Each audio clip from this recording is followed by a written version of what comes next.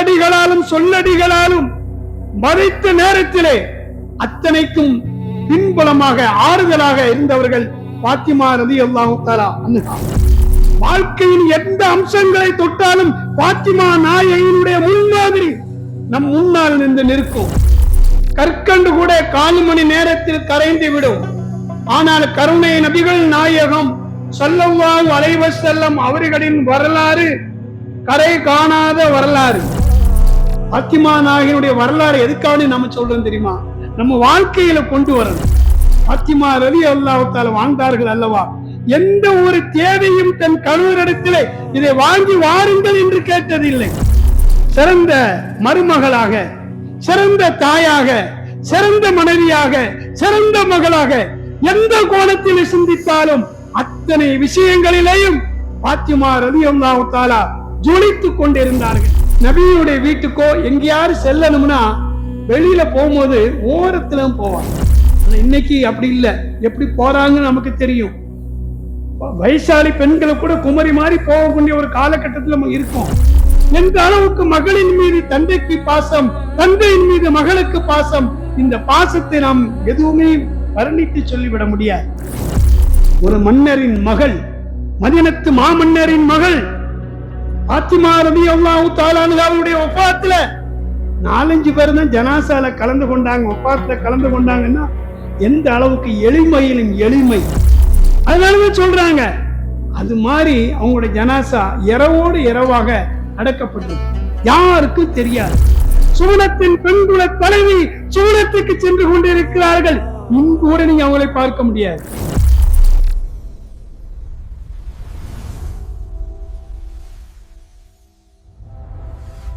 அன்புமிக்க அல்லாஹ்வின் நல்லடியார்களே, உலகத்திலே எத்தனையோ தீர்க்கதரிசிகள், எத்தனையோ தலைவர்கள், விஞ்ஞானம் மெஞ்ஞானம் என்று சொல்லுகிற பல துறையை சார்ந்த சாதனையாளர்கள் தோன்றி இருக்கிறார்கள்.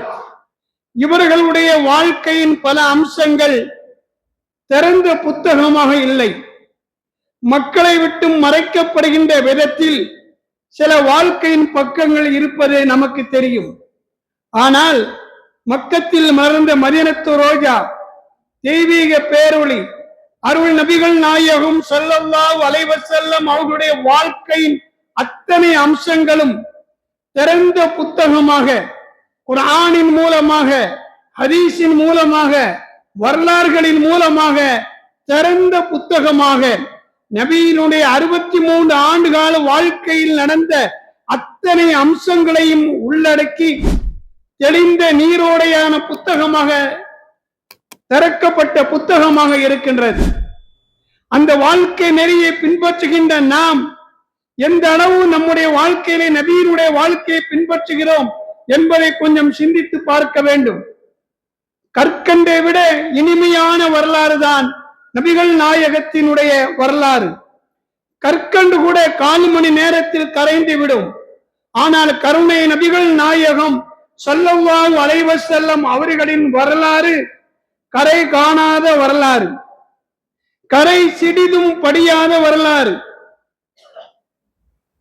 சூரியனிலே கருப்பு புள்ளி இருப்பதுண்டு, நிலவிலே நீங்காத கலங்கம் உண்டு, நதிகளிலே அழுக்குகள் மிதப்பதுண்டு, நல்லோர் பலர் வாழ்விலே பொல்லா குறைகளும் இருப்பதுண்டு.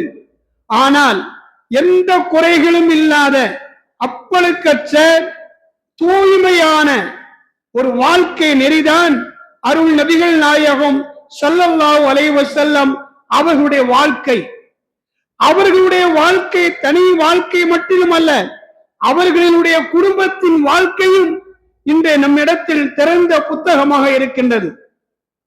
நபிகள் நாயகம் ஸல்லல்லாஹு அலைஹி வஸல்லம் அவர்கள் கதீஜா ரலியல்லாஹு தஆலா அன்ஹா அவர்களை திருமணம் முடிக்கின்றார்கள். நபி அவர்களுக்கு மொத்தம் 7 குழந்தைகள், 4 பெண் குழந்தைகள், ஜைனப், ருக்கையா, உம்மு குல்சும், பாத்திமா ரலியல்லாஹு தஆலா அன்ஹா ஆகிய 4 பெண் குழந்தைகள். ஆண் குழந்தைகள் காசிம், தாஹிர், இப்ராஹிம் ஆகிய 3 ஆண் குழந்தைகள். இந்த ஆண் குழந்தைகளிலும் சிறிய வயதிலே இறந்து போய் விடுகின்றார்கள். 4 பெண் மக்கள் இருந்தார்கள். நபியுடைய காலம் வரைக்கும் இருந்தவர்கள் பாத்திமா ரலியல்லாஹு தஆலா அன்ஹா அவர்கள். அவர்கள் 4வது பெண் குழந்தையாக பிறந்தார்கள்.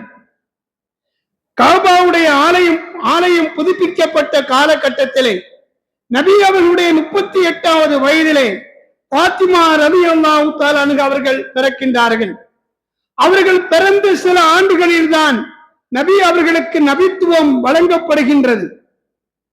சுமார் ஒரு 4-5 ஆண்டுகள் கழித்து நபி அவர்கள் இஸ்லாத்தை 3 ஆண்டுகள் கழித்து பகிரங்கமாக இஸ்லாத்தை பரப்புகிறார்கள்.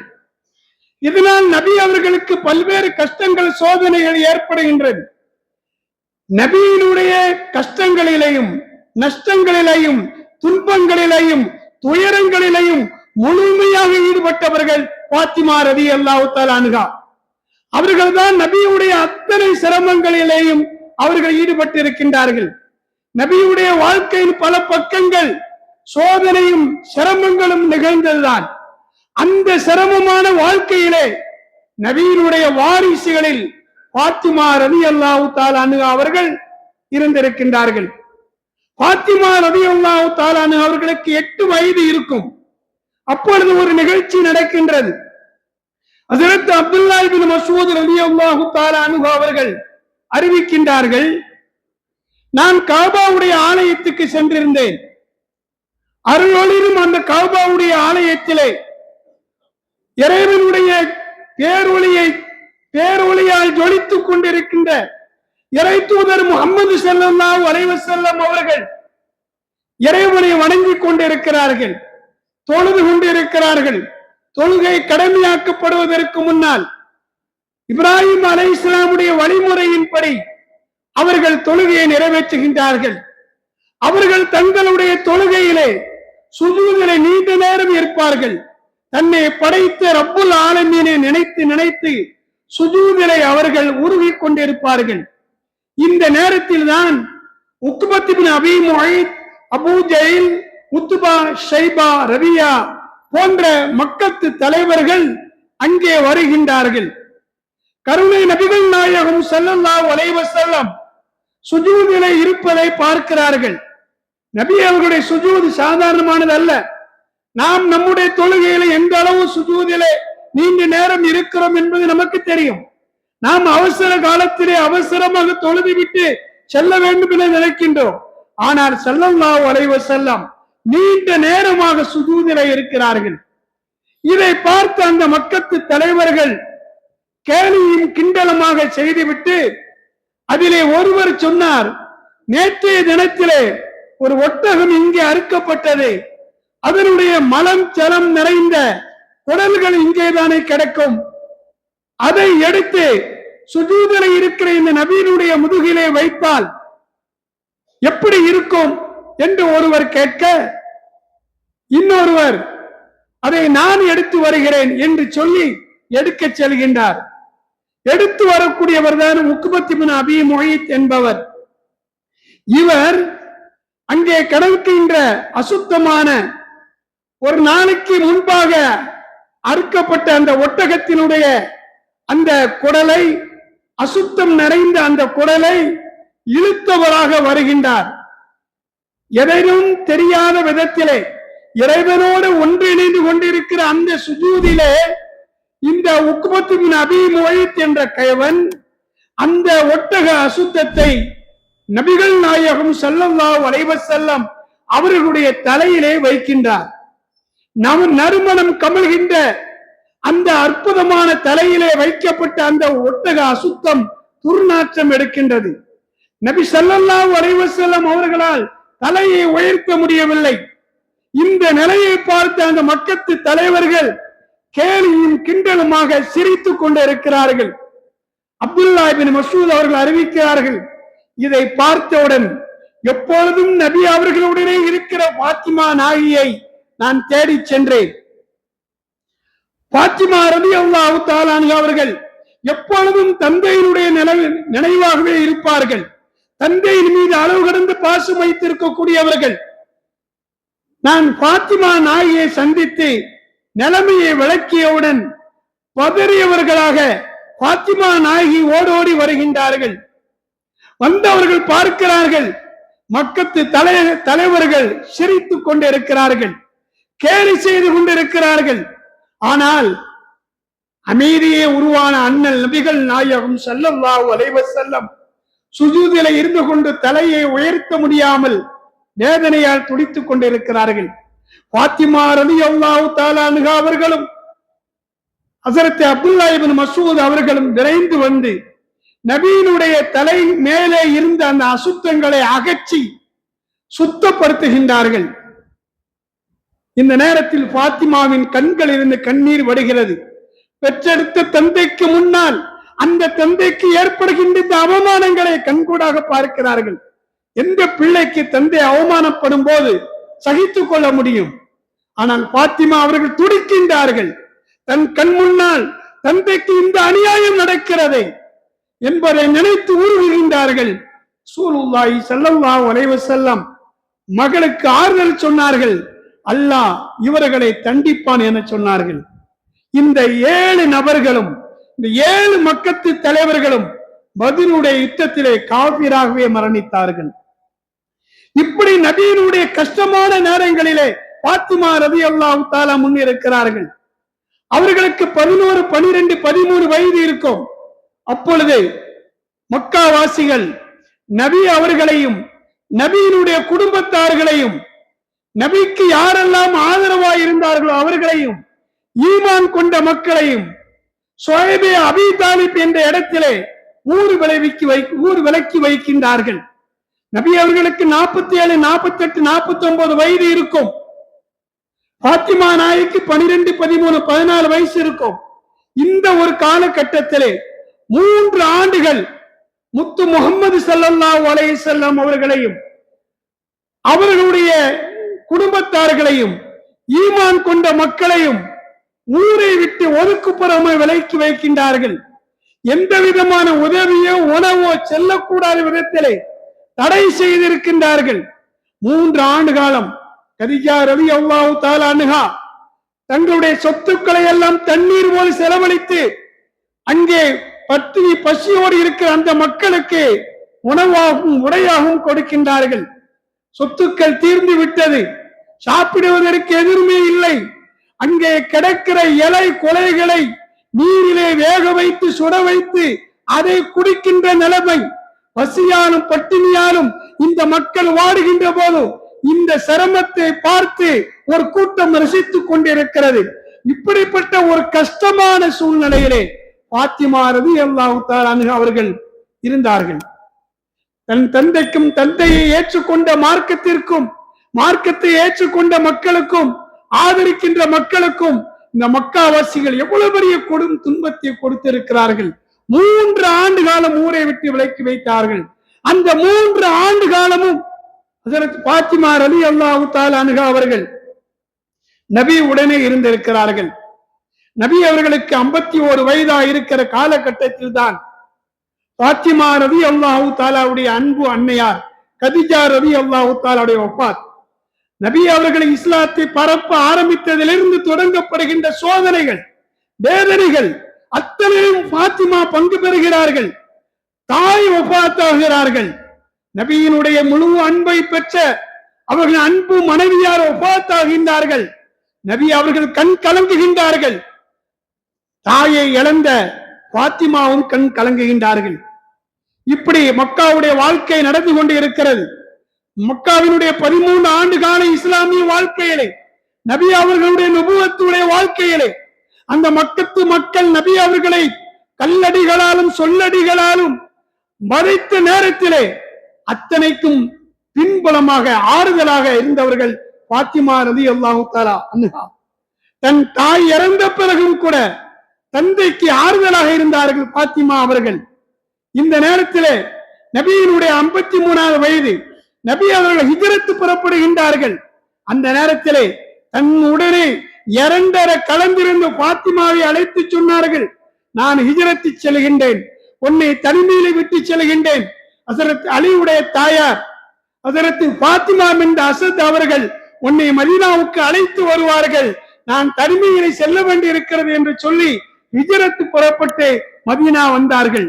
அந்த தனிமையான ஒரு சோகத்திலேயும் பாத்திமா ரலியல்லாஹு தஆலா அன்ஹா அவர்கள் சிரமங்களை தாங்கிக் கொண்டு ஹிஜ்ரத் புறப்பட்டு மதீனாவுக்கு வந்து நபி அவர்களின் வீட்டுக்கு அருகிலே பாத்திமானாக இருந்தார்கள். அன்புமிக்க சமுதாய பெருமக்களை, 13 ஆண்டு காலம் நபியினுடைய அந்த சோதனையான காலத்தில் பங்கு பெற்றார்கள்.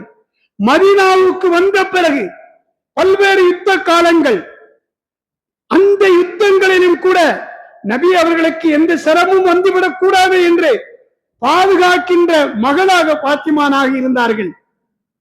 உஹதுடைய யுத்தம் நடக்கின்றது. அந்த யுத்தத்திற்கு பாத்திமா ரலியல்லாஹு தஆலா அன்ஹா அவர்கள் செல்லவில்லை. பாத்திமா நாயகி அவர்கள் வீட்டில் தான் இருக்கிறார்கள்.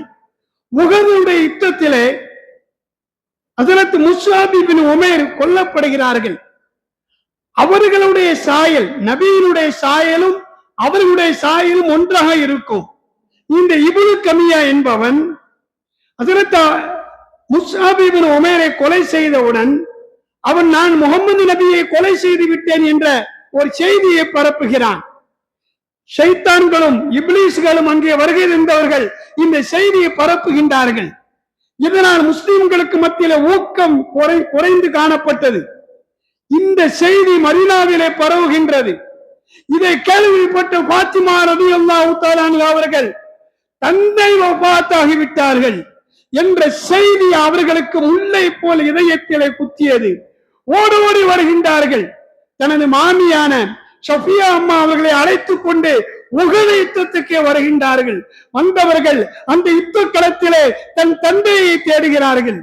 இறுதியாக அருள் நபிகள் நாயகம் ஸல்லல்லாஹு அலைஹி வஸல்லம் உயிரோடு இருப்பதை பெற்றுக் கொள்கிறார்கள். ஆனால் அவர்களுடைய அருள் வதனத்திலே, முகத்திலே ரத்தம் சொட்டிக் கொண்டிருக்கிறது. உடலிலே காயங்கள் ஏற்பட்டிருக்கிறது. காயங்களாலும் கஷ்டங்களாலும் சூழ்ந்திருக்கிற இந்த நிலைமையை பார்த்து துடித்து போன பாத்திமா நாயகி தன் கணவரிடத்திலே தண்ணீர் எடுத்து வர சொல்கின்றார்கள். ஹஜ்ரத் அலி அவர்கள் கேடயத்திலே தண்ணீரை எடுத்து ஊத்துகிறார்கள். பாத்திமா நாயகி கழுகின்றார்கள். ரத்தம் நிற்கவில்லை. பாத்திமா நாயகி அவர்கள் மருத்துவம் படித்தவர்கள். உடனே அன்றைய கால மருத்துவத்தின் அடிப்படையில் ஒரு பாயை எடுத்து அதில் ஒரு துண்டை எடுத்து கரைத்து அந்த சாம்பலை எடுத்து ரத்தம் வரக்கூடிய இடங்களிலே சேர்த்தார்கள், தேய்த்தார்கள். ரத்தம் நின்று விட்டது. இப்படி யுத்த களங்களிலே நபி அவர்களுக்கு ஏற்படுகின்ற அத்தனை சிரமங்களுக்கும் ஹஜ்ரத் பாத்திமா நாயகி பின்புலமாக ஆறுதலாக இருந்தார்கள். பத்ருடைய யுத்தம் முடிந்த கட்டத்திலே பாத்திமா ரலியல்லாஹு தஆலாவுடைய சகோதரி ருக்கையா அவர்கள் வஃபாத்தாகின்றார்கள். அதுவும் அவர்களுக்கு மிகப்பெரிய ஒரு வருத்தம். அதற்கு பின்னால் பாத்திமா நாயகினுடைய 21வது வயது, 21வது வயதிலே நபி அவர்களை திருமணம் முடித்து வைக்க வேண்டும் என ஆசைப்படுகின்றார்கள். ஹஜ்ரத் அபூபக்கர், உமர் போன்ற பெரும் சஹாபாக்கள் கேட்டாலும் அல்லாஹ்வின் திருத்தூதர் அவர்களுக்கு கொடுக்கவில்லை.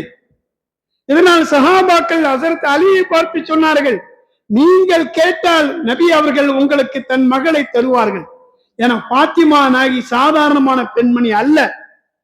இந்த உலகத்தினுடைய சாதனைகளை, சேவைகளை செய்து வரக்கூடிய பெண்மணி. வாழ்க்கையின் எந்த அம்சங்களை தொட்டாலும் பாத்திமா நாயகியினுடைய முன்மாதிரி நம் முன்னால் நின்று நிற்கும். அப்படிப்பட்ட ஒரு சிறந்த பெண்மணி. அவர்களை திருமணம் முடிப்பதற்கு சஹாபாக்கள் போட்டி போட்டாலும் ஹஜ்ரத் அலி அவர்களுக்கு அந்த வாய்ப்பு கிடைக்கிறது. ஹஜ்ரத் அலி ரலியல்லாஹு தஆலா அன்ஹு அவர்கள் நபியிடத்திலே வந்து தங்களது மகளை எனக்கு திருமணம் முடித்து வையுங்கள் என சொல்கின்றார்கள். அப்பொழுது ஸல்லல்லாஹு அலைஹி வஸல்லம் சொன்னார்கள், இன்னல்லாஹ அமரனி அன் உஸவ்விஜ ஃபாத்திமத்த மின் அலியின். அல்லாஹ் எனக்கு கட்டளையிட்டிருக்கிறான், உங்களுக்கு என் மகளை திருமணம் முடித்து வைக்க வேண்டும். மகர் என்ன வைத்திருக்கின்றீர்கள் என்ற ஒண்ணுமே இல்லை. ரொம்ப வறுமையான சூழ்நிலை. மக்காவிலிருந்து எல்லாத்தையும் விட்டுட்டு மதீனாவுக்கு வந்திருக்காங்க. அப்ப நபி அவர்கள் கேட்கிறாங்க, உங்கள்கிட்ட ஒரு கேடயம் உண்டும் அல்லவா? ஆம் உண்டு. அதை வித்து மகளை எடுத்து, அதை வித்து விலையை கொண்டு வாருங்கள் என சொல்ல ஹஜ்ரத் அலி அவர்கள் விற்பதற்கு செல்கின்றார்கள். அது ஒரு பெரிய விலைக்கு போகக்கூடிய கேடயம் அல்ல. நிலைமையை புரிந்து கொண்ட ஹஜ்ரத் உஸ்மான் ரலியல்லாஹு தஆலா அன்ஹு அவர்கள் அந்த கேடயத்தை 400 திருகத்தை கொடுத்து வாங்குகின்றார்கள். வாங்கி முடித்ததற்கு பின்னால் அந்த கேடயத்தை அன்பளிப்பாகவும் கொடுத்து விடுகின்றார்கள். நபி அவர்களிடத்திலே 400 திருகம் கொடுக்கப்படுகிறது. இந்த நேரத்தில் தான் பாத்திமா நாகியை அவர்களின் சம்மதத்தையும் கேட்டு ஹஜ்ரத் அலி அவர்களுக்கு திருமணம் முடித்து வைக்கின்றார்கள். மிக எளிமையான முறையிலே. பெற்றோர்களுக்கு மகளாயிருந்த பாத்திமா அவர்கள் பெற்றோர்கள் மனம் கோணாமல் அவர்களுடைய முழு பாசத்தையும் மரியாதையும் பெற்றவர்கள் பாத்திமா நாயகி இன்று இல்லற வாழ்க்கையிலே அடியெடுத்து வைக்கின்றார்கள். மாமியார் இருக்கிறார்கள், பாத்திமா என்ற அசத் அவர்கள், ஹஜ்ரத் அலி அவர்கள் கணவர். இந்த இல்லற வாழ்க்கையிலே அவர்கள் வாழ்க்கை நடத்துகின்றார்கள். ரொம்ப ஏழ்மையான சூழ்நிலை. நபி அவர்கள் அரபகத்தின் மன்னராக இருக்கலாம். என் தாயும் தந்தையும் தங்களுக்கு அர்ப்பணமாகட்டும் என்று சொல்லக்கூடிய ஆயிரக்கணக்கான தோழர்களை பெற்றிருந்தாலும் அண்ணல் நபிகள் நாயகம் ஸல்லல்லாஹு அலைஹி வஸல்லம் அவர்கள் ஏழ்மையாகத்தான் வாழ்ந்தார். ஏழ்மையைத்தான் விரும்பினார்கள். அவர்கள் மட்டும் ஏழ்மை அல்ல, தன் மனைவிமார்களும் ஏழ்மையாகத்தான் இருக்க வேண்டும், தான் பெற்றெடுத்த குழந்தைகளும் ஏழ்மையில் தான் இருக்க வேண்டும் என்ற அடிப்படையில ஏழ்மையிலே தான் வாழ்ந்து இஸ்லாத்தை முழுமையாக பின்பற்றியவர்கள். பாத்திமா நாயகி ரொம்ப ஏழ்மையிலே கணவரோடு அன்றாடம் உழைத்துதான் அவர் சம்பாத்தியம் செய்து வர வேண்டும். அவ்வளவு கஷ்டமான நேரத்தில் அவர்கள் கணவனோடு வாழ்க்கை நடத்துகிறார்கள். அன்புமிக்க சமுதாய பெருமக்களே, பாத்திமா ரலியல்லாஹு தஆலா அன்ஹா அவர்களுக்கு 21 வயசுகளுக்கு பின்னால் 5 குழந்தைகளை கொடுக்கிறார். ஹஜ்ரத் ஹசன், ஹஜ்ரத் ஹுசைன், ஹஜ்ரத் மிஹ்சன், ஹஜ்ரத் ஜைனப், ஹஜ்ரத் உம்மு குல்சூம் ஆக 5 குழந்தைகள். 3 ஆண் குழந்தைகள், 2 பெண் குழந்தைகள். இதில் முஹ்சின் என்பவர்களும் ஜைனப் அவர்களும் சிறிய வயதிலே இறந்து போய் விடுகின்றார்கள். ஹயாத்தாக இருக்கக்கூடியவர்கள் ஹஜ்ரத் ஹசன், ஹுசைன், ஹஜ்ரத் உம்மு குல்சூம் ஆக இந்த 3 குழந்தைகள் தான் ஹயாத்தாக இருந்தார்கள். ஹஜ்ரத் பாத்திமா நாயகி தன் கணவனார் கொண்டு வருகின்ற அந்த சம்பாத்தியத்தில் இருந்து அது மிக குறைவான அளவிலே இருந்தாலும் அதை வைத்து குழந்தைகளின் குடும்பத்தையும் நடத்தி கொண்டிருந்தார்கள். வீட்டில இருக்கிற அத்தனை வேலைகள் அவர்கள் தான் பார்ப்பார்கள். மாவு திரிப்பது, உடைகளை துவைப்பது, தண்ணி எடுப்பது, வீட்டை சுத்தம் செய்வது, இந்த வேலைகளை எல்லாம் பாத்திமா நாயகி தான் பார்ப்பார்கள். உலகத்திலே இன்று நாம் பார்க்கிறோம், எந்த பெண் மக்கள் நாம் கல்யாணம் முடித்து கொடுத்த உடனே அந்த வீட்டுல கணவனுடைய வீட்டுல எப்படி இருக்கிறாங்க, ஏன் பிரச்சனை வருது சிந்திச்சு பாருங்க. பாத்திமா நாயகியினுடைய வரலாறு எதுக்காக நம்ம சொல்றோம் தெரியுமா? நம்ம வாழ்க்கையில கொண்டு வரணும். கணவனுடைய வீட்டுக்கு சென்று விட்டால் கணவனுடைய கண்ணியத்தை பாதுகாக்க வேண்டும், அந்த குடும்பத்தின் மேன்மையை பாதுகாக்க வேண்டும். பாத்திமா ரலியல்லாஹு தஆலா வாழ்ந்தார்கள் அல்லவா? எந்த ஒரு தேவையும் தன் கணவரிடத்திலே இதை வாங்கி வாருங்கள் என்று கேட்டதில்லை. சில நாட்கள் அடுப்பு எரியவே செய்யாது, அவ்வளவு கஷ்டமான நிலையிலும் குடும்பத்தை நடத்தினார்கள். சிறந்த மருமகளாக, சிறந்த தாயாக, சிறந்த மனைவியாக, சிறந்த மகளாக எந்த கோணத்தில் சிந்தித்தாலும் அத்தனை விஷயங்களிலேயும் பாத்திமா ரலியல்லாஹு தஆலா ஜொலித்துக் கொண்டிருந்தார்கள். அதனால் தான் அவர்களுடைய இல்லம், அவர்களுடைய வீடு நுபுவத்தின் வீடாக, ஈமானிய வீடாக, இஸ்லாமிய வீடாக இருந்தது. அருள் நபிகள் நாயகம் ஸல்லல்லாஹு அலைஹி வஸல்லம் அவர்கள் தன் சஹாபா பெருமக்களுடன் தனது மருமகனார் ஹஜ்ரத் அலி அவர்கள் உடல் நலம் இருக்கிறார்கள் என்பதை கேள்விப்பட்டு நலம் விசாரிப்பதற்கு வீட்டுக்கு செல்கின்றார்கள். அப்படி வீட்டுக்கு சென்ற நேரத்திலே ஹஜ்ரத் அலி இப்னு அபீ தாலிப் அவர்கள் வந்த விருந்தாளிகளை கண்ணியப்படுத்த வேண்டும் என்பதற்காக தன் மனைவி இடத்தில் வீட்டில் ஏதாவது இருக்கிறதா என கேட்கிறார்கள். வீட்டிலே எதுவுமே இல்லை என்று இருந்தாலும் தேன் இருந்தது. ஹஜ்ரத் அலி சொன்னார்கள், தேனை ஒரு பாத்திரத்திலே, ஒரு கிண்ணத்திலே ஊத்தி கொண்டு வா என சொல்கின்றார்கள். பாத்திமா ரலியல்லாஹு தஆலா அன்ஹா அவர்கள் அந்த தேனை கிண்ணத்திலே ஊற்றி அதை தன் கணவரிடத்திலே கொடுக்கிறார்கள். ஹஜ்ரத் அலி அவர்கள் அதை நபிகள் நாயகம் ஸல்லல்லாஹு அலைஹி வஸல்லம் அவர்களிடத்திலே கொடுக்கிறார்கள். நபி அவர்கள் அதை பார்க்கிறார்கள். அழகான கிண்ணம், அதிலே தேன், ஆனால் அதுக்குள்ள ஒரு முடியும் இருக்கிறது. ஒரு முடி இருக்கிறது. உடனே ஸல்லல்லாஹு அலைஹி வஸல்லம் அவர்கள் தன் தோழர்களை பார்த்து, இதை வைத்து உங்களுடைய கருத்துக்களை நீங்கள் சொல்லுங்கள் என்று ஹஜரத் அபூபக்கர் இடத்திலே கொடுக்கிறார்கள். ஹஜரத் அபூபக்கர் சித்திக் அவர்கள் அந்த பாத்திரத்தை வாங்கி பார்க்கிறார்கள். பார்த்து விட்டு அவர்கள் சொன்ன கருத்து, யா ரசூலல்லாஹ், ஈமான் என்பது இந்த தேன் கிண்ணத்தை விட பிரகாசமானது. அந்த ஈமானை நெஞ்சிலே தேக்கி வைப்பது தேனை விட மதுரமானது. கடைசி வரைக்கும், மௌத்து வரைக்கும் ஈமானோடு வாழ்வது முடியை விட கூர்மையானது. பின்பு அந்த பாத்திரம் ஹஜரத் உமர் இப்னு கத்தாப் இடத்திலே வருகிறது. ஹஜரத் உமர் இப்னு கத்தாப் சொன்னார்கள், யா ரசூலல்லாஹ், இந்த உலகம் இருக்கிறதே தேன் கிண்ணத்தை விட பிரகாசமானது. இந்த உலகத்தின் ஆட்சி அதிகாரம் தேனை விட மதுரமானது. அந்த அதிக ஆட்சியிலே நீதமாக நடப்பது முடியை விட கூர்மையானது. பின்பு அந்த பாத்திரம் ஹஜரத் உஸ்மான் ரலியல்லாஹு தஆலா இடத்திலே வருகிறது. ஹஜரத் உஸ்மான் பார்க்கிறார்கள், இந்த பாத்திரம் இருக்கிற இது நாம் பெறுகிற உலக கல்வி, அதை விட இந்த பாத்திரம் பிரகாசமானது. அதிலே நாம் கற்கிற மார்க்க கல்வி தேனை விட மதுரமானது. கற்ற கல்வியின் பிரகாரம் நடப்பது முடியை விட கூர்மையானது. ஹஜரத் அலி இடத்தில் அந்த பாத்திரம் வருகிறது. ஹஜரத் அலி அவர்கள் பார்க்கிறார்கள், அந்த விருந்தாளிகள் பாத்திரத்தை விட பிரகாசமானவர்கள். அவர்களினுடைய கருத்துக்கள் தேனை விட மதுரமானது. அவர்களை திருப்திப்படுத்துவது முடியை விட கூர்மையானது. அதற்கு அந்த பாத்திரம் அடுத்தபடியாக அதற்கு ஃபாத்திமா ரலியல்லாஹு தஆலா அன்ஹா அவரிடத்தில் செல்கிறது. ஃபாத்திமா ரலியல்லாஹு தஆலா அன்ஹா அந்த பாத்திரத்தை பார்த்து சொன்னார்கள், வெட்கம் இருக்கிறதே அது இந்த பாத்திரத்தை விட பிரகாசமானது. அந்நிய ஆண்களை பார்க்காமல் இருப்பது தேனை விட மதுரமானது. கடைசி வரைக்கும் அதை கடைபிடிப்பது முடியை விட கூர்மையானது. அந்த பாத்திரம் நபி இடத்திலே வருகிறது. நபிகள் நாயகம் ஸல்லல்லாஹு அலைஹி வஸல்லம் அவர்கள் அந்த பாத்திரத்தை பார்த்து சொன்னார்கள், அல்லாஹ்வை அறிவது மஅரிஃபத் என்பது பாத்திரத்தை விட பிரகாசமானது. அந்த இறை அறிதலை உள்ளத்தில் தேக்கி வைப்பது தேனை விட மதுரமானது. மௌத்து வரைக்கும் அந்த மாரிபத்துடன் வாழ்வது இருக்கிறது, அது முடியை விட கூர்மையானது. இந்த நேரத்தில் ஜிப்ரீல் அலைஹிஸ்ஸலாம் வருகிறார்கள். அவர்கள் சொன்னார்கள், யா ரசூலல்லாஹ், ஜிஹாத் என்பது இந்த பாத்திரத்தை விட பிரகாசமானது.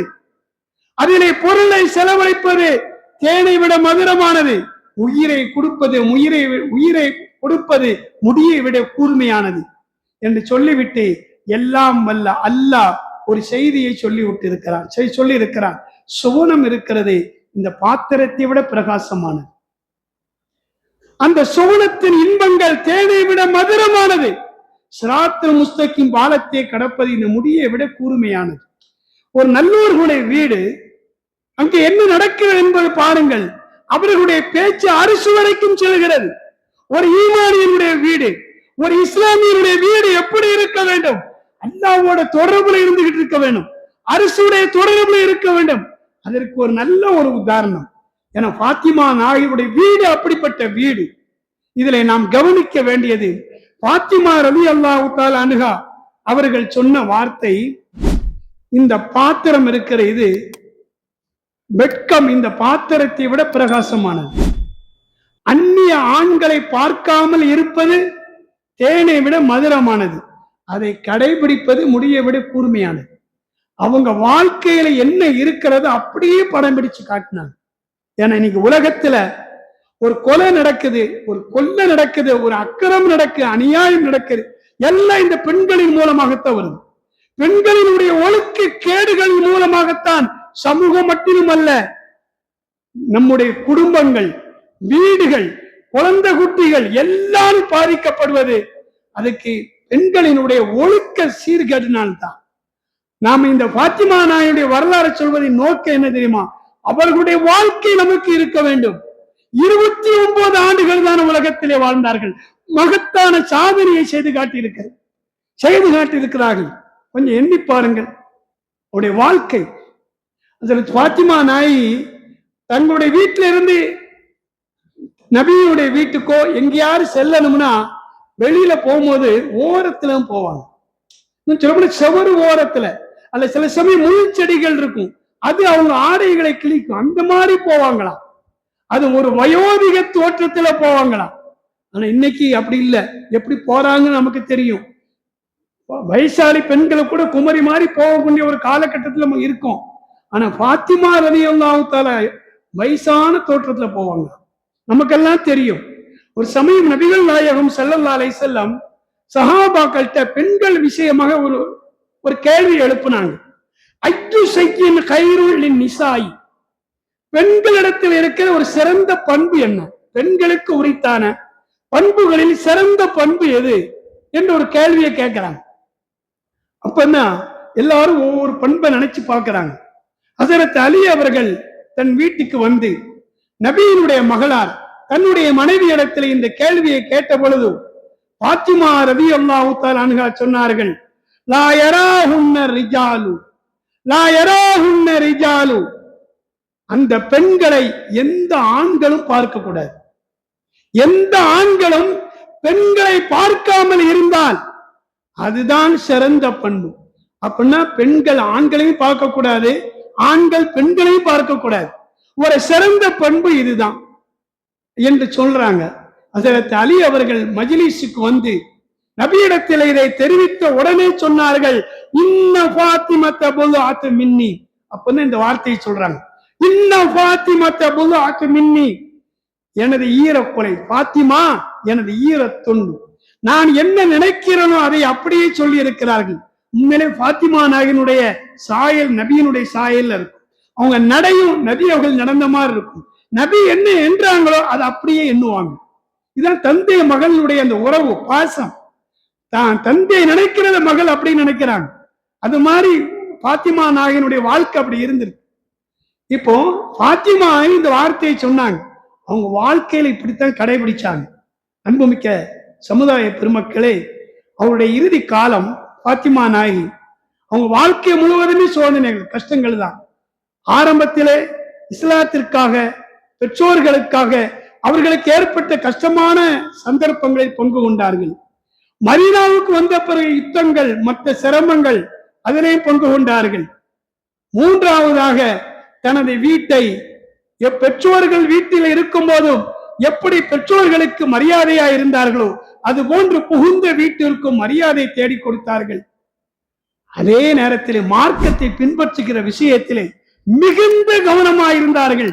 தன்னுடைய தகப்பனார் மக்கத்தில் மலர்ந்த மதீனத்து ரோஜா, தெய்வீக பேரொளி, அருள் நபிகள் நாயகம் ஸல்லல்லாஹு அலைஹி வஸல்லம் அவர்களுடைய வாழ்க்கையின் அத்தனை அம்சங்களும், ஷரியத்தின் சட்டங்கள் அனைத்தும் உலக மக்களால் பின்பற்றப்பட வேண்டும். அதற்கு நபியின் குடும்பமோ அவருடைய மகளோ தடையா இருந்து விடக்கூடாது. ஒரு பட்சம் மேலாக, ஒரு பக்கம் மேலாக அந்த வாழ்க்கையை பின்பற்றுவதிலே கவனமாக இருக்க வேண்டும். எந்த அளவுக்கு அவங்க உலகத்தில் வாழும் போது ரொம்ப வெட்கத்துடன், நாணத்துடன், அந்நிய ஆண்களை பார்க்காமல் அவர்கள் வாழ்ந்தார்கள் என்பதற்கு அவர்களுடைய இறப்பே ஒரு சான்று. ஸல்லல்லாஹு அலைஹி வஸல்லம் அவர்கள் வஃபாத்தான நேரத்தில், வஃபாத்தானதற்கு பின்னால் நபி அவர்கள் அவங்க காதுல சொல்லுவாங்க, வஃபாத்தாகும் போது, நான் வஃபாத்தாக போறேங்கிற செய்தியை சொல்லும் போது அவங்க அழுகுவாங்க. அடுத்த செய்தி சொல்லுவாங்க, நீங்க என் கூட வந்துடலாம், அடுத்து என் குடும்பத்துல நீங்க தான் முதலாவது வருவீங்க, 6 மாசத்துல வந்துருவீங்கன்னு சொல்லிட்டாங்க. அது அவங்களுக்கு ரொம்ப சந்தோஷம். ஏன்னா நபி அவங்க பிரிஞ்சு இருந்ததே இல்லை. ஹிஜ்ரத்துல பிரிஞ்சதே அவங்களால தாங்க முடியல. அந்த அளவுக்கு நபியுடன் இருப்பாங்க. தன் பெற்றோர்களோட இருக்கும்போது நபியுடனே இருந்தார்கள். நபி அவர்கள் கூட தன்னுடைய வீட்டிலிருந்து மகளாருடைய வீட்டுக்கு ஒரு ஜன்னல் மாதிரி போட்டிருப்பாங்களாம், அடிக்கடி மகளை பார்க்கிறது. நபி அவர்கள் எங்கேயாவது போறா இருந்தா பலர்கிட்ட பயணம் சொல்லிட்டு கடைசியில மகளுடைய வீட்டுக்கு வருவாங்க. பாத்திமா நான் போறேன்னு சொல்லிட்டு வருவாங்க. அதே மாதிரி வந்த பள்ளிவாசலுக்கு வந்த உடனே அடுத்து மகளை பார்த்துட்டு தான் மனைவி வீட்டுக்கே போவாங்க. தன் மகள் இடத்திலே பயணம் சொல்லிவிட்டு செல்வார்கள். வந்தால் மகளை பார்த்து விட்டு தான் அடுத்து தன் துணைவியினுடைய வீட்டுக்கே செல்வார்கள். என்றால் எந்த அளவுக்கு மகளின் மீது தந்தைக்கு பாசம், தந்தையின் மீது மகளுக்கு பாசம். இந்த பாசத்தை நாம் எதுவுமே வர்ணித்து சொல்லிவிட முடியாது. பாத்திமா நாயகி ரசூலுல்லாஹ் வஃபாத்துக்கு பின்னால வீட்டை விட்டு வெளியிலே வரல, வீட்டுக்குள்ளேயே தான் இருந்திருக்கிறாங்க. ரொம்ப கஷ்டமான நேரம். ஒரு 6 மாதம் கழித்து விட்டது. அவர்களுக்கு உடல் நலம் இல்லாமல் இருக்கிறது. இந்த நேரத்துல அவங்க வீட்டுல அஸ்மா பின்த் உமைஸ் ரலியல்லாஹு தஆலா அன்ஹா அவங்க இருந்தாங்க. அவங்க ஹஸரத் பாத்திமா நாய்க்கு உறவு முறையும் கூட. ஜாபிர் பின் அபி தாலிபுடைய மனைவி அவங்க அங்க இருக்கிறாங்க. அப்போ பாத்திமா நாய் பேசிக்கிட்டு இருக்கும்போது சொல்றாங்க, என்னுடைய வஃபாத்து நெருங்குற மாதிரி தெரியுது. ஏன்னா எனக்கு என்ன ஒரு ஆசைன்னு சொன்னா, நான் உயிரோடு இருக்கும்போது என்னையா எந்த ஆண்களும் அந்நிய ஆண்களும் என்ன பார்க்கல. அப்படி ஒரு தோற்றத்தை பார்த்தா வயசாலியான பெண்ணுடைய தோற்றத்தை பார்ப்பாங்க. ஆனா என்னுடைய உடல் வடிவத்தை கூட பார்த்ததில்லை. இப்ப இறந்து போயிட்டோம்னா நம்மளை என்ன செய்வாங்க, குளிப்பாட்டி பலகையில், அந்த காலத்துல சந்தூக்கு கிடையாது, பலகையில வைத்துதான் கொண்டு போவாங்க. அப்படி பலகையில வைத்து கொண்டு போகும்போது உடல்ல கபன் செஞ்சிருக்கும் போது அந்த உடல் வடிவம் தெரியும். இதுவரைக்கும் எந்த ஆண்களும் எனது உடல் வடிவத்தை நான் பார்த்ததே இல்லை. நான் இறந்ததற்கு பின்னால் என்னுடைய உடல் வீட்டை விட்டு வெளியிலே வரும்போது அந்த உடல் வடிவத்தை ஆண்கள் பார்த்திடக்கூடாது. அதுக்கு என்ன உங்க ஆலோசனை சொல்லுங்க. அப்பதான் ஹஸரத் அஸ்மா பின்த் உமைஸ் சொன்னாங்க. அவங்க தன் கணவரோட அபிசீனியாவில் இருந்தாங்க. சொன்னாங்க, அங்க வந்து என்ன கூடு மாதிரி செஞ்சிருப்பாங்க, இறந்து போனவங்களை வச்சு மூடி கொண்டு போவாங்க. இது ரொம்ப நல்ல யோசனையா இருக்க. இப்ப நான் இறந்துட்டா எனக்கு இந்த மாதிரி சந்தூக்குல செய்யணும், கூடு மாதிரி செய்யணும் என்கிற ஒரு யோசனை பாத்திமா நாயகி சொல்றாங்க. அதே நேரத்தில் தன் கணவரை அழைக்கிறாங்க, தன் குடும்பத்தை அழைக்கிறாங்க. நான் இரவுல இறந்துட்டா காலை சூரியன் கண் குளிப்பதற்குள் என்னை அடைக்கிறோம். என்ன குளிப்பாற்றுறது ஹஸரத் அஸ்மா பின்த் உமைஸும் கணவர் தான் எனக்கு தொலை வைக்கணும், கணவர் தான் என்ன செய்யணும், கபூர்ல இடக்கி அடக்கணும். வேற யாருக்கும் சொல்லிவிடக்கூடாது. இங்க இருக்கிற நம்ம குடும்பத்தில் உள்ள ஒரு சிலர் இவர்கள் தான் எப்படி ஒரு வசியத்தை அவங்க செய்யறாங்க. அவங்க சொன்ன மாதிரி இரவுல சொல்றாங்க, கொஞ்ச நேரத்துல அவங்க வஃபாத் ஆயிடுறாங்க. அவங்களுடைய வசியத்தை நிறைவேற்றுவதற்கு சந்தூக்கு செய்யப்படுகிறது. அந்த சந்தூக்குல அவங்கள குளிப்பாட்டி உடல் வைக்கப்படுகிறது. அதுக்கு மேல துணி போர்த்தப்படுகிறது. இரவுல ஏன்னா பகல் நேரம்னா அந்த சந்தூக்குல கூட நம்முடைய உடல் வடிவத்தை பார்த்துருவாங்க. அந்த இரவுல பாருங்க எந்த அளவுக்கு அந்த ஒழுக்கத்தை, அந்த ஹயாவுடைய பண்பு ஜொலிக்கிறதுன்னு பாத்தீங்களா? என்ன சொல்றாங்க இது? இன்னைக்கு சுகங்களிலும் சுகமான வாழ்க்கையிலும் இன்னைக்கு வாழ்ந்து கொண்டே இருக்கிற நாம் இது கொஞ்சம் சிந்திச்சு பாருங்க. கேட்கறதுக்கு கதையா இருந்தாலும் சிந்திச்சு பார்க்கணும், அவங்க வாழ்ந்திருக்காங்களா இல்லையா? அதனாலதான் சொல்றாங்க. அது மாதிரி அவங்களுடைய ஜனாசா இரவோடு இரவாக அடக்கப்பட்டிருக்கு. யாருக்கும் தெரியாது. காலை ஆனவுடன் அல்லாஹ்வின் ரசூலின் மகள் பாத்திமா, நபியினுடைய ஒரே வாரிசு, நபி காலத்துக்கு பிறகு வாழ்ந்த பாத்திமா நாகி வஃபாத் ஆயிட்டாங்க. அவங்க அடக்கம் பண்ணியாச்சுன்னு செய்தி கேட்ட உடனே மதீனா அல்லல் பட்டது. அமீரில் மோமினின் ஹஸரத் அபூபக்கர் சித்திக் அவர்கள் துடித்து போய் விட்டார்கள். ஏன்னா பாத்திமா நாய்க்கு அவங்களுக்கு ஒரு சின்ன வருத்தம் இருந்துச்சு. ஏன்னா ரசூலுல்லாஹ் ஒரு ஹதீஸ்ல சொல்லியிருக்காங்க, லா நூரசு மா தரக்கனா சதக்கத்து, எங்களுக்கு சொத்துல வாரிசு என்பது கிடையாது. நபிமார்கள் நாங்க எதை விட்டோமோ அத்தனை தர்மம் தான், பைத்துல் மாலுக்கு சொந்தம். என்னுடைய அத்தனை விஷயங்களும் பைத்துல் மாலுக்கு சொந்தம். கொஞ்சம் எண்ணி பாருங்க, ரசூலுல்லாஹ் வஃபாத்தான பிறகு நபியினுடைய எந்த ஒரு பொருளும் அவங்க சந்ததிக்கு கிடைக்கலனா எப்படி இருக்கும்? அவங்க கேட்டு பார்த்தாங்க. ஹஸரத் அபூபக்கர் சொல்லிட்டாங்க, லா நூரசு மா தரக்கனா சதக்கத்துன், நபி அவர்கள் சொல்லி இருக்காங்க. ஆனாலும் கூட அவங்க வஃபாத்தான செய்தி கூட அவங்களுக்கு தெரியாது. ஒரு முஸ்லிம் மன்னர் அமீருல் மோமினின் அவங்களுக்கு தெரியாது. மதீனாவில் இருக்கிறாங்க, மஸ்ஜித் நபவியில தொழ வைக்கிறாங்க, அவங்களுக்கு கூட தெரியாது. எப்படி இருக்கும்? ஒரு மன்னரின் மகள், மதீனத்து மாமன்னரின் மகள் பாத்திமா ரலியல்லாஹு தஆலா அன்ஹாவுடைய வஃபாத்துல 4-5 பேர் தான் ஜனாசால கலந்து கொண்டாங்க. வஃபாத்துல கலந்து கொண்டாங்கன்னா எந்த அளவுக்கு எளிமையிலும் எளிமை, தூய்மையிலும் தூய்மை, வெட்கத்திலும் வெட்கம். கொஞ்சம் அப்படியே எண்ணி பாருங்க. இதை எப்படி சொல்ல முடியாது. அந்த அளவுக்கு பாத்திமா ரலியல்லாஹு தஆலா உலகத்துல வாழ்ந்திருக்கிறாங்க. அதனால்தான் நாளை மறுமையில் கூட நாளை மறுமையில கியாமத்துடைய நாளிலே மக்கள் எல்லாம் நிற்பார்களா? அந்த நேரத்திலே வானத்திலிருந்து மலக்குகளின் மூலமாக சொல்லப்படும், ஐயுஹன்னாஸ் ஐயுஹன்னாஸ், ஓ மக்களே, உள்ளு அபுசாரக்கும் உள்ளு அபுசாரக்கும், உங்களுடைய பார்வையை தாழ்த்துங்கள், உங்கள் பார்வையை தாழ்த்துங்கள். உனக்கு சோறு ஓசக்கும், உங்களுடைய தலைகளையும் தாழ்த்துங்கள், உங்கள் பார்வைகளை தாழ்த்துங்கள், உங்கள் தலைகளை தாழ்த்துங்கள். ஹத்தா தஜூஸ ஃபாத்திமத்த பின்த் முஹம்மதின் ஸல்லல்லாஹு அலைஹி வஸல்லம் இலல் ஜன்னah. முஹம்மது ஸல்லல்லாஹு அலைஹி வஸல்லம் அவர்களுடைய அன்பு மகளார் பாத்திமா சூனத்துக்கு சென்று கொண்டிருக்கிறார்கள். சூனத்தின் பெண்குல தலைவி சூனத்துக்கு சென்று கொண்டிருக்கிறார்கள். இங்கு கூட நீங்க அவங்களை பார்க்க முடியாது. அப்படியா அன்புமிக்க சமுதாய பெருமக்களை, இந்த வரலாறுகளை எல்லாம் நீங்கள் சிந்தித்து பார்க்க வேண்டும். அன்புமிக்க அல்லாஹ்வின் நல்லடியார்களே, பாத்திமா நகி யார்? அவர்கள் பெற்றோர்களுக்கு நல்ல பிள்ளையாக இருந்தார்கள். பெற்றோர்களுக்கு மிகுந்த மரியாதை கொடுத்தார்கள். பெற்றோர்களிடத்தில் நல்ல பிள்ளை என்று பெயர் எடுத்தார்கள். பின்பு இல்லற வாழ்க்கையில கணவனிடத்திலே நல்ல மனைவி என்றும், பிள்ளைகளிடத்திலே நல்ல தாய் என்றும் பெயர் எடுத்தார்கள். மாமியாரிடத்தில் நல்ல மருமகள் என்று பெயர் எடுத்தார்கள். நபியினுடைய கஷ்டங்கள், துன்பங்கள், துயரங்கள் போன்ற அத்தனை கட்டங்களிலேயும் தந்தையின் பின்புலமாக, ஆறுதலாக, மருந்தாக இருந்தார்கள். நபியினுடைய மார்க்கத்தின் அத்தனை அம்சங்களை பின்பற்றுவதிலே அவர்கள் ரொம்ப கவனமாக இருந்தார்கள். அதனால்தான் நபிகள் நாயகம் ஸல்லல்லாஹு அலைஹி வஸல்லம் அவர்களை போற்றி புகழ்வார்கள். பாத்திமா சையிதத்துன் நிசாயில் மூமினீன், நீங்கள் மூமின்கள் பெண்களுக்கு தலைவி.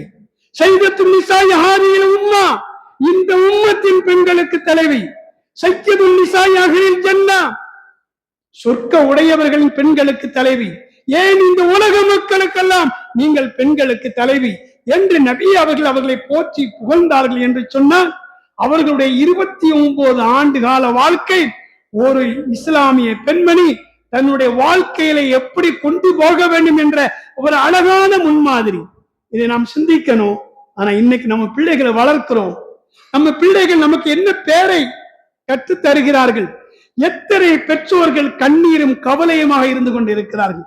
பிள்ளைகளை நினைத்து துடிப்பதற்கு என்ன காரணம்? அந்த பிள்ளைகளுடைய வளர்ப்பு சரியில்லை. ஒரு கால பிள்ளைகளை நல்லா வளர்த்து விட்டால் கணவன் போனா அங்கேயும் கெட்டு போறதுக்கு வாய்ப்பு இருக்கு. கணவன் வீட்டிலையும் இன்னைக்கு பார்க்கிறோம். ரொம்ப வருத்தத்துக்குரிய விஷயம். இன்னைக்கு பெண்கள் சுதந்திரம் என்ற பெயரிலே புர்கா அணிஞ்சிருக்காங்களே தவிர வெளிப்படையான ஆடை இருக்கிறது. உள்ளம் கெட்டு போயிருக்கிறது. காதல் என்ற பெயரிலே அந்நிய ஆண்களோடு சுற்றுகின்ற ஒரு சூழ்நிலை. இன்னும் சொல்ல போனால் ரொம்ப வருத்தம். ஈமான் எவ்வளவு உயர்ந்தது! அண்ணல் நபிகள் நாயகம் ஸல்லல்லாஹு அலைஹி வஸல்லம் அவர்களுக்கு கண்ணுக்கு முன்னால் ஒரு யூதனுடைய ஜனாசா போகும்போது அழுதாங்க. நான் இருக்கும்போது அவர் நரகத்துக்கு போகிறாரே, நான் இருக்கும்போது என் உம்மத்து நரகத்துக்கு போகக்கூடாது, அவர்கள் எல்லாம் சொர்க்கத்துக்கு போக வேண்டும் என்று தன்னுடைய 23 ஆண்டு கால வாழ்க்கையிலே அர்ப்பணித்தார்கள். அந்த தியாக செம்மல் நபிகள் நாயகம் ஸல்லல்லாஹு அலைஹி வஸல்லம் அவர்களும் அவர்களுடைய குடும்பத்தார்களும் உலகத்தில் எந்த சுகங்களை அனுபவிக்காமல் மார்க்கத்திற்காக நம்ம வாழ்ந்து காட்டினார்களே, அந்த ஈமானை இழக்குவதற்கு கூட நம்முடைய பெண்கள் காரணமா இருக்காங்க. நான் ஈமானை விட்டு வெளியில போறேன், அந்நிய மாற்று மதத்தவனை நான் திருமணம் முடிக்கிறேன், கோயிலிலே வைத்து திருமணம் நடக்கிறது, பெற்றோர்கள் கலந்து கொள்கிறார்கள். இன்னொரு வேடிக்கை, நான் சில நாட்களுக்கு முன்னால என்கிட்ட ஒரு வழக்கு வந்துச்சு. ஒரு கணவன் மனைவி. கணவன் சொல்றான், என் மனைவி என்னை விட்டு போய் 1.5 வருஷம் ஆச்சு. என் மனைவி என்னை விட்டு போய் 1.5 வருஷம் ஆச்சு. அவ யாரோட பேருக்கானா ஒரு இந்து மத சகோதரனோட பேருக்கான். அவன் கூட போய் அவன் மூலமா ஒரு குழந்தையை பெற்றிருக்கா. எங்க வாழ்க்கையை பிரிச்சு விடுங்க. நான் சொன்ன இவ்வளவு நாளா எங்க போனேன்னு சொன்ன. அவளை தேடுகிறது எங்க இருக்கான்னு எனக்கு தெரியல, தேடி பிடிச்சி நாங்க எங்க குடும்பத்தோட இழுத்துட்டு வந்திருக்கோம் அப்படின்னு சொன்னாங்க. அவனுக்கு ஏற்கனவே இந்த முஸ்லீம் பெண்மணி மூலம் ஒரு பெண் குழந்தை. அந்த பெண் குழந்தை எங்க இருக்குன்னா அங்க இருக்கு. அந்த பிள்ளை என்ன சொல்ல, எங்க வாப்பட்ட எனக்கு சொத்து வாங்கிட்டாங்க. நான் சொன்னேன், ஏமா நீ வளரக்கூடிய இடம் உங்க வாப்பட்ட சொத்தையே வாங்க முடியாதுமா, நீ குஃபருடைய வீட்டுல வளர்ந்துகிட்டு இருக்கமா, நீ வேணா உங்க வாப்பிட்ட வந்து வளரு, உங்க வாப்பிடம் வந்து வளரு, அவன் உன்னை எல்லாரும் கவனிப்பா, குஃபருடைய கவனிப்பாரு. குஃபருடைய வீட்டுல உங்க அம்மா கூட இருந்துகிட்டு, உங்க அம்மாவும் குஃபர்ல இருக்கு, இன்னும் விபச்சாரம் சொல்லலாம், அவங்க கூட வாழ்த்துக்கிட்டு இருக்காங்க, என்ன செய்யணும்னு நமக்கு தெரியல. இது மாதிரி பலது என்கிட்ட வரும்போது மனசு நோவுது. யார்கிட்ட போய் சொல்றது, என்ன செய்யறது? நம்முடைய சமூக பெண் மக்களா இன்னைக்கு மார்க்கத்துக்கு மாற்றமான முறையில அந்நிய ஆண்கள் திருமணம் முடிக்காம நிறைய பேர் குழந்தைய பத்தி இருக்காங்க. திருமணம் முடிக்காமலே இப்பெல்லாம் நிறைய நடக்குத. இப்படி பெண்களினுடைய ஒரு ஒழுக்க சீர்கேடுதான் நீங்க நம்ம சமூக மக்களுக்கு கிடைக்கிற அல்லாஹ்வுடைய பல அருள்கள் நமக்கு கிடைக்காமல் இருக்கிறதோ. இந்த நிலையை அகற்ற வேண்டும் என்று சொன்னால் பாத்திமா ரலியல்லாஹு தஆலா அன்ஹா வாழ்ந்தார்களே, அந்த வாழ்க்கை நம்முடைய பெண் மக்களிடத்தில் வர வேண்டும். எவ்வளவு அற்புதமான குழந்தைகளை சமைத்து தந்தார்கள். ஹசன் ஹுசைன் ரலியல்லாஹு சய்யிதா ஷபாபி அஹ்லில் ஜன்னா, சொர்க்கத்தின் வாலிபர்களுக்கு தலைவர் அல்லவா. உங்களுடைய குடும்பமே பாருங்க, குழந்தைகளை எப்படி உருவாக்கி இருக்கிறாங்க, கொஞ்சம் எண்ணி பாருங்க. அன்புமிக்க சமுதாய பெருமக்களே, பெரியோர்களே, பாத்திமா நாகினுடைய வரலாறு நீண்ட நெடிய வரலாறு. 29 ஆண்டு கால வரலாறையும் நாம் சொல்லக்கூடிய இடத்தில் இல்லை. ஒரு சில செய்திகளை உங்களுக்கு சொல்லி இருக்கேன். அவங்கள்ட்ட இருந்த ஒரு உயர்ந்தரமான பண்பு வெட்கம், எல்லா பண்பும் இருந்தது. அவங்க எப்படி உலகத்துல வாழ்ந்தாங்க, எவ்வளவு சிரமத்துடன் வாழ்ந்தாங்க, கஷ்டமும் துன்பமும் துயரமும் சூழ்ந்த நேரத்திலும் ஈமானுக்கு பங்கு வராமல் ஈமானின் ஜோதியாக உலக மக்களுக்கு ஈமானின் கலங்கரை விளக்கமாக வாழ்ந்து காட்டினார்களே, அந்த பாத்திமா நாகியினுடைய வரலாறு நமது வீட்டிலே, நமது பெண் பிள்ளைகளிடத்திலே வர வேண்டும்.